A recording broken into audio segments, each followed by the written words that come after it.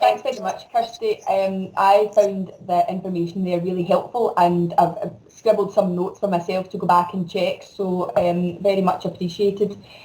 So good morning everyone, my name is Catherine Dillon-Ruddy and I'm head teacher at Our Lady of the Missions Primary in East Renfrewshire. So my school is a school of 900 and we are 4 or 5 stream, so a big and busy school. I pulled this presentation together to share with our head teachers at a conference just prior to lockdown. So I still think a lot of it is relevant, but as Kirsty points out, the learning curve from perhaps back in March has certainly increased tenfold, or the statistics will obviously give that more specifically. But I hope to pick up on some of that as I come to the last part of my presentation today. So, like Kirsty, there are some videos and links in here. I hope they work today. If they don't work, the link is on the file section, means you will have the chance to go back and have a look at that. But what I hope to share with you today is really my experience as a head teacher in an authority who are very much striving to embed our digital practice. And we really sort of looked at some of the documents that Kirsty shared earlier on and pulled together a strategy from all of those documents into a working document that we could use as practitioners in school. So from those documents, we really summarised and pulled together the digital learning and teaching strategy. And you can see there we gave ourselves from 2018 to 2021 in order to pull together those elements. We focus particularly on this quote, that looking to embed our digital elements and digital practice through professional development, as well as the resources and the leadership in order to only focus on learning and teaching with a view to closing the attainment gap. So you can see that quote there direct from John Swinney, which was really the sort of core to what we were trying to encapsulate in our document guidance. So the document itself, I was part of the working group that pulled that together alongside my colleagues from early years and from secondary, but also from the technical side of our authority. So we basically divided the document up into sections to outline the responsibilities and the targets for each element of that. So at authority level, at educational establishment level, and at the sort of technical side of things, so that we, it was very evident throughout the guidance that all of us have to do our part to be able to deliver on the targets that we had specified. So if I specifically focus on the educational side of things, because that for us as head teachers was really the bit that we zone in on, like what do we need to do? And as you say, Kirsty, we've been building on the elements of this through our practice. Anyway, you could see the developments in Glow, but particularly that it's increased so much over the last few months. But from my school point of view, in order for me to deliver the skills and confidence of educators in the appropriate and effective use of digital technologies to support the learning and teaching, what I did was created a set of leadership opportunities in my school. We have leadership at sort of staff level, basically at all levels in our school, at staff and pupil level. So if you can see there, we have our pupil digital leaders in every class. So we have 33 classes in our school. So from primary 1 to primary 7, the children are trained as digital leaders. And the idea would be that they come and meet with their peers, pick up some practice, and then are able to support their children in their groups when they go back into their classes. So even at the primary 1 level, we're giving them hints and tips to be logging on and building their skill level in order that they're able to share that. We have a very committed set of staff digital leaders who would focus particularly in their CLPL, and at stage level they would be able to share that practice. So some of them particularly focused on the use of the Apple Macs or iPads, others focused on the Windows. Some people, each person took their own sort of specialist area of interest and area of expertise. so that we have a pool that we're able to draw upon across the school.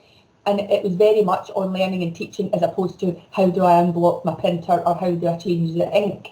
So we've got staff who through their PRDs were able to sign up to that leadership opportunity, and then we were able to as a school know that we have the mechanisms with which to deliver what we committed in our school improvement plan.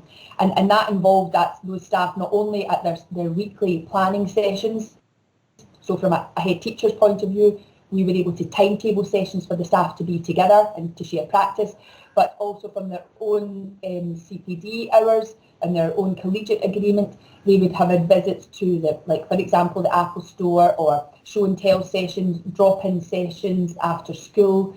They have our link in our authority. We have a teacher leader who has a digital schools involvement, and he would be the link that would be the contact for our practitioners if there was anything that they weren't able to answer from our staff.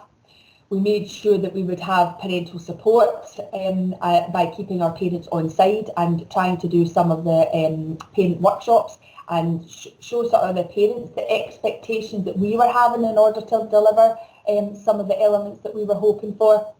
And we were also able to get some funding from our Parents Association, who were able to supplement some of the new devices over and above what the authority were able to provide for us as part of our refresh programme. Very much when I had created this presentation, we were looking at engagement through Google Classroom, through websites and through newsletters, sort of drip feeding on a weekly basis the elements that we would be hoping to share with our parents and our children. So if I can, hopefully we could get this to run. This will give you some input from our children. Digital technology is more interesting for pupils because instead of writing, they can look stuff up on the internet and then type it into a Word document or a PowerPoint. So we use PowerPoints, and our teachers use PowerPoints for teaching us. But we use the PowerPoint to teach the other primary 6s and 7 at assembly about ratings of social media. It makes it more fun, makes it more interesting, and it makes the audience look at you with rapt attention. And OLM, we use VR headsets to learn in other ways because it can help people who struggle with writing.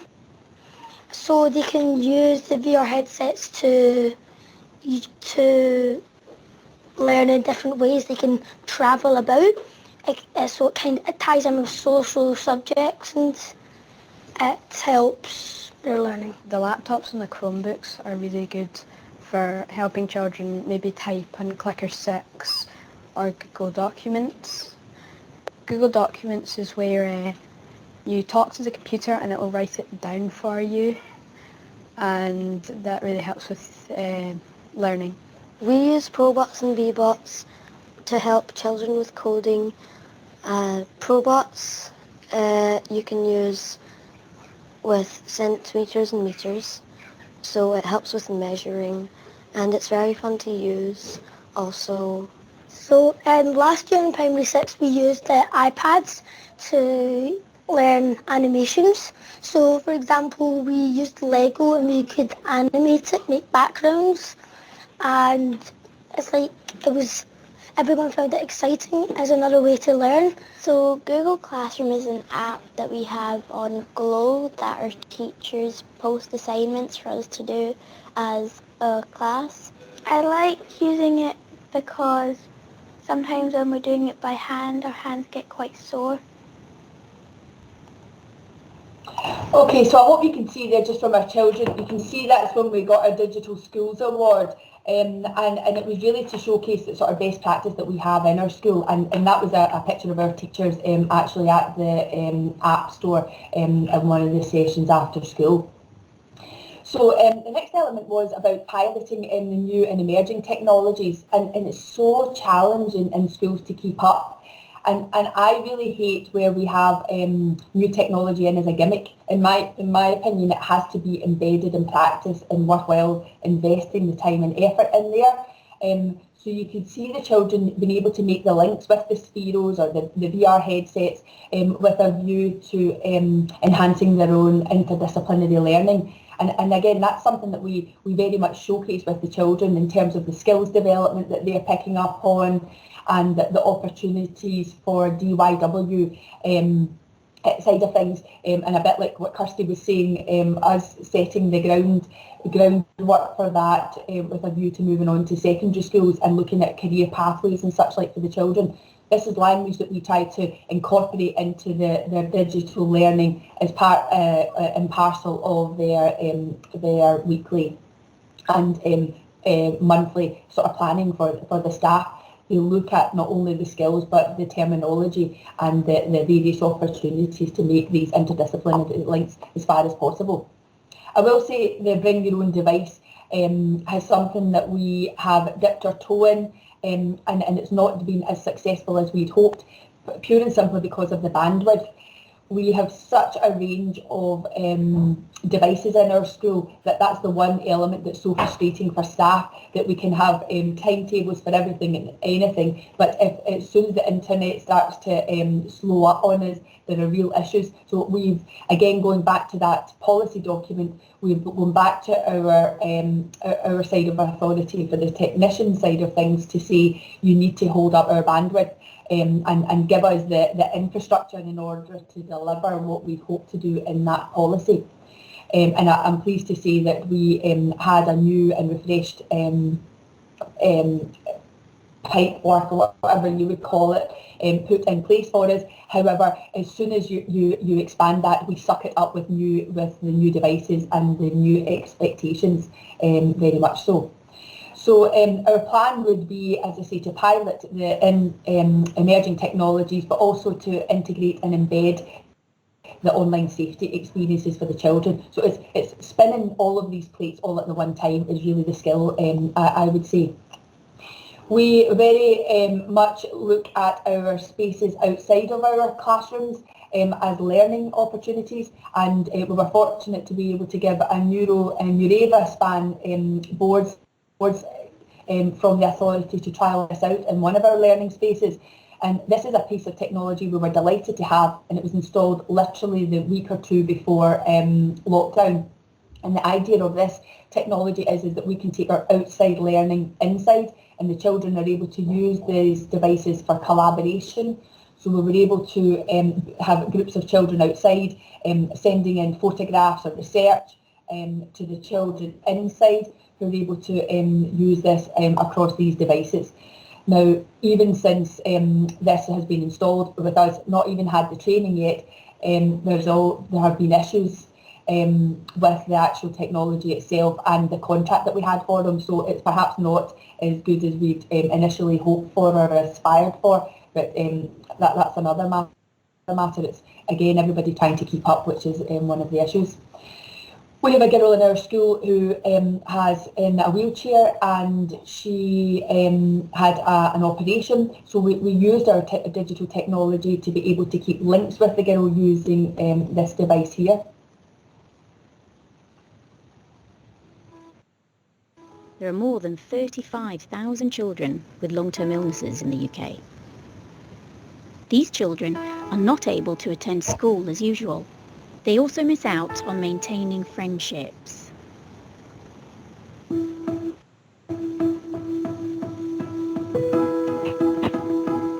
Therefore, we have created AV1, which is already helping more than 150 children to take part in their own lives. AV1 is a personal robot which is controlled through an app. The app lets the child participate at school even though they might be at home or in the hospital. AV1 has been developed with privacy in mind. Neither teachers nor classmates need to worry about surveillance.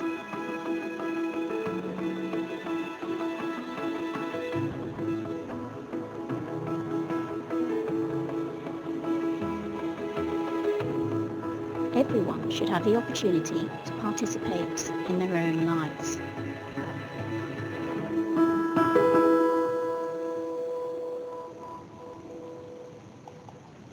Now this was a wonderful device that we wouldn't need all of the time, but depending on the particular circumstances, we have created a sort of borrowing hub in our authority so that we're not sitting with stock that you don't need to use, and it's expensive equipment that's not getting the full potential use from it. So that's something as an authority we've been able to pull together the devices and the new equipment that's coming out so that schools are able to trial it, or like some in this instance we were able to use this robot to be able to connect a wee girl with her class while she was in hospital for an extended period of time. So it's looking at the possibilities and the potential with technology, yes, for the learning and teaching, absolutely, but also for the social and emotional and that engagement side of things, which very much was more prevalent when we came into post-lockdown. You saw some of our children talking about the VR headsets, and again, we had HMI come to our school in 2019, and one of the elements of best practice that was picked up was our particular use of the VR headsets to stimulate writing. So this was a primary 2 class who were able to use the VR headsets to produce these postcards here. And again, it's primary 2, and although these samples are there, I don't know if you'll be able to read them, but you'll be able to zoom in when you have a chance and time to look at the links. But it's just incredible the wealth of vocabulary and the rich vocabulary that they were able to come out with based on those VR headset use. And I'm hoping we'll be able to see a little bit of that there with the children being able to share that themselves.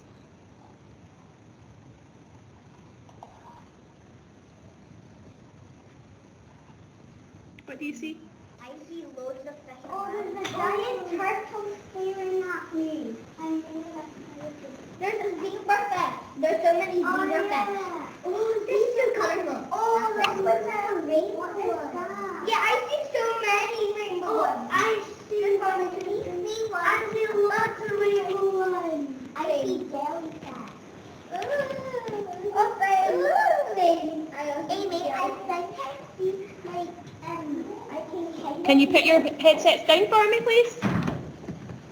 And can you tell me how does it help your writing, the VR headset? Oh, it gives you inspiration with the colours. It takes you places you've never been. Yep. It gives you inspiration, so you know what you're going to write. It gives you ideas of what you can write about and stuff. Do you like using the VR headsets? Yes. So you can see there, it's just as a stimulus for writing and a very quick, and not a gimmick, but actually embedded into the practice, and as I say, the results speak for themselves. So we've been able to build a culture in our school where there's an expectation that these devices are not, that are used in innovative and creative ways, and even when it doesn't work well or doesn't go as you'd hoped, the staff have the chance to try things out and are supported very much to be able to do that. We have built our the expectation, like I say, into our quality assurance. So when we have learning visits or our validated self-evaluation from the authority or HMI, there is an expectation in all of our learning visits and all of our teachers' planning that digital is a feature, and it doesn't have to be whole class. Obviously, you can see there where we're using it for groups. That we have come up with a mechanism in order to be able to organise all of these resources across a big school, and again I'll be able to show you that. But it also gives us as an opportunity as head teachers to monitor the usage, because I'm very much of the opinion it shouldn't be a lottery as to which class you go into and which teacher you get. Depends on the opportunities that you have. So there's an expectation of some kind of consistency, and that's very much supported across our school with the digital leaders going in and showcasing their best practice with colleagues. But also we timetable our digital leaders 2 periods only per week, but those 2 periods we release them to go in and team teach or showcase and model the use of the digital technology so that our staff, their skills and confidence is developed.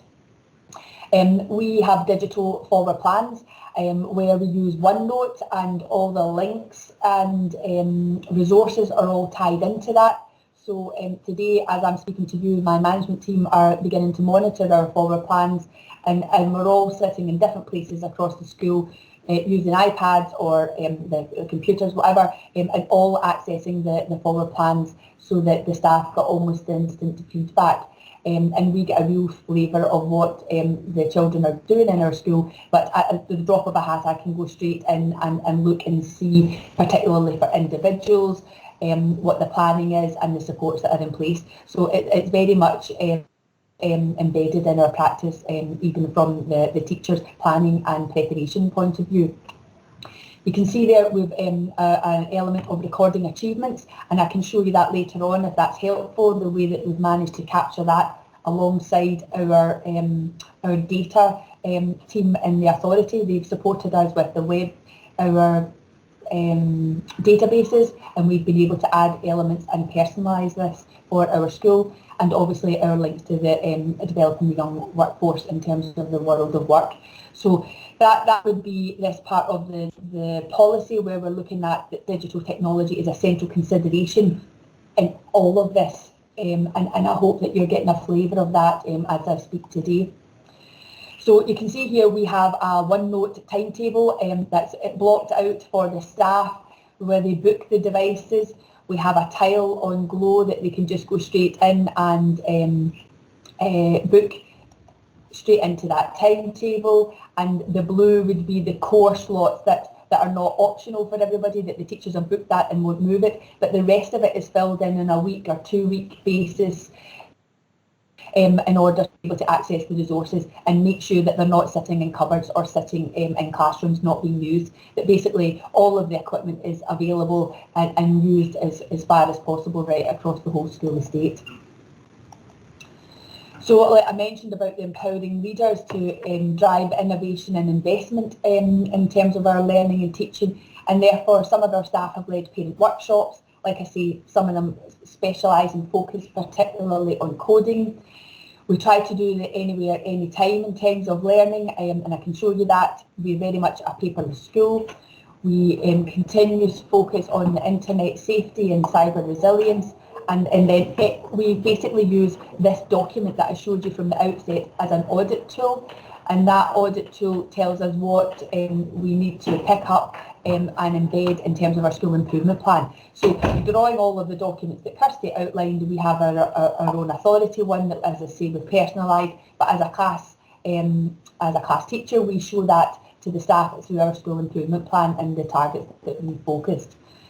The Google Classroom it's grown leaps and bounds, but initially we only introduced it for homework, and we made sure that we had samples that the staff were able to use for homework across each stage, and they all took responsibility for uploading that. But we have moved so far on from that, as you say, in terms of the lockdown experience, that now I've asked the staff to embed it in their planning on over and above homework on a day-to-day basis for groups, so that at any time in a class the teacher's got her own teaching and groups. There are children working on independent learning, but there's always the opportunity for someone to work on Google Classroom. And the reason that we managed to encourage the staff to do that was pure and simply because of the self-isolation and pupils in quarantine and such like, and it was becoming such a workload issue for our staff that to do that over and above their learning and teaching, we had to agree and negotiate with the staff that it was much more efficient to have that as part of their learning and teaching on a daily basis. So any child who's at home is able to access some element of what the teacher's doing across the class. And also, because we were able to share it and are fortunate to have 4 or 5, or in fact 6 at some stages, it means that the teachers are sharing that workload between them, and they're able to use that across the board for them. This was our element about recording achievements and our use of digital technology for that, and we very much worked with our colleagues who manage our authority tracking database.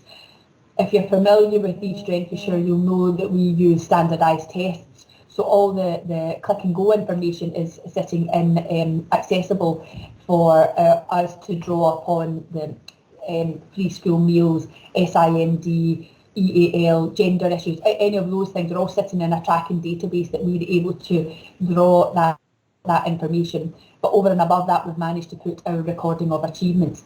So I'll leave that with you, because these links here are links that we have created for the teachers to be able to have instruction on how to upload a single achievement onto this database or upload bulk achievements onto the database.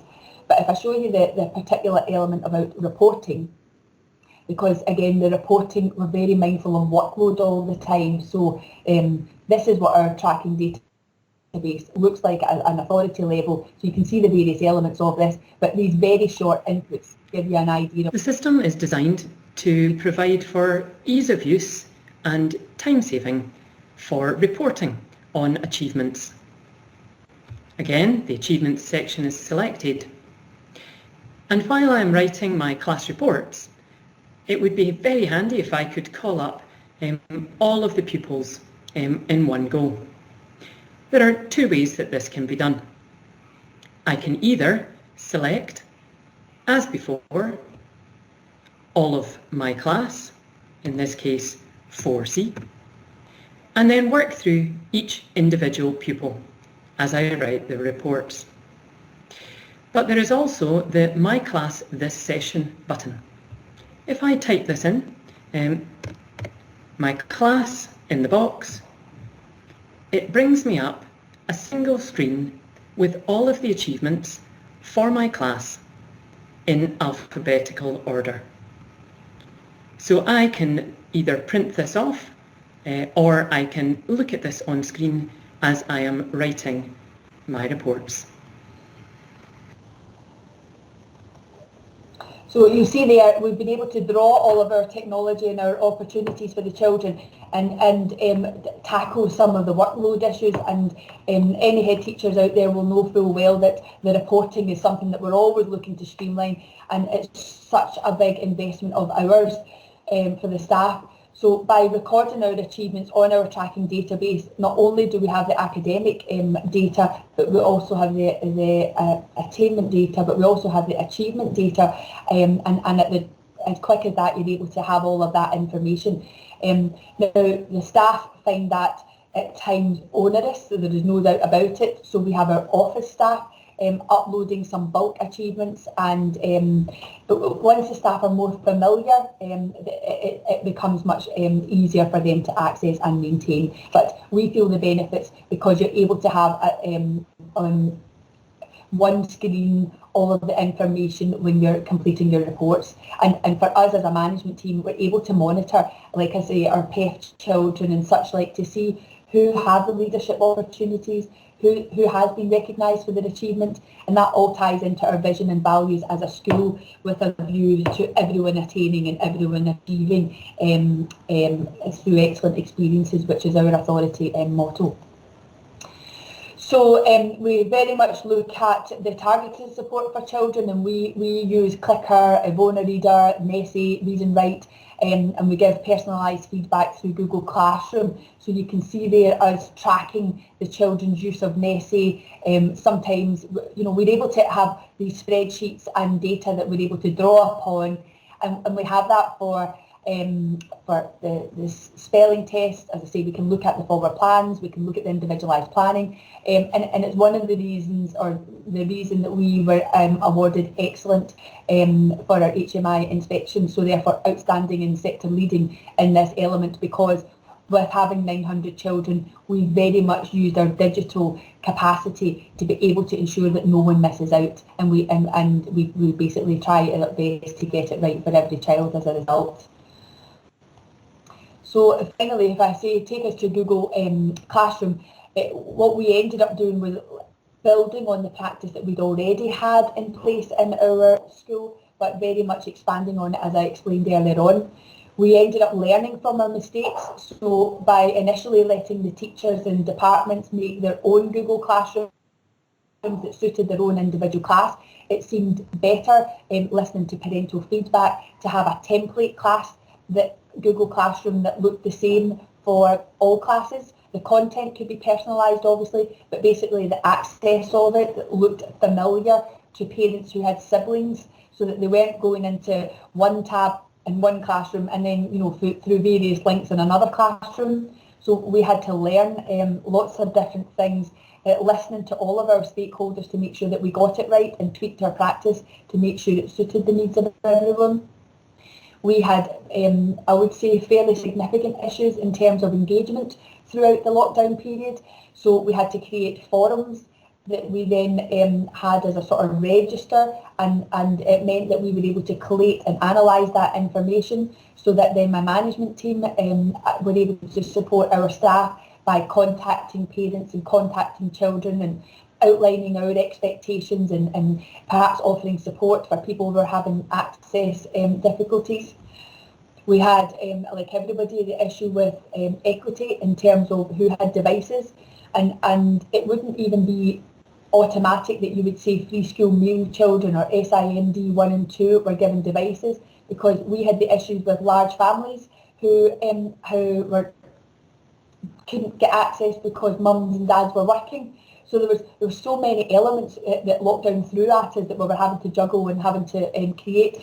So we created a policy where we had hyperlinks to our guidance for parents, our guidance to staff, where we had expectations for the pupils, the staff and the parents, so that it was very clear, but it would be a Google document that was then updated as and when we were able to learn and be able to amend it so that it was fresh.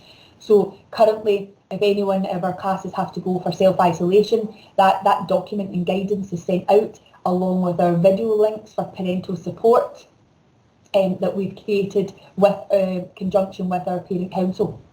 So that sort of gives you all an idea of where we're at in Our Lady of the Missions, and I'm happy to answer any questions if that would be okay for you.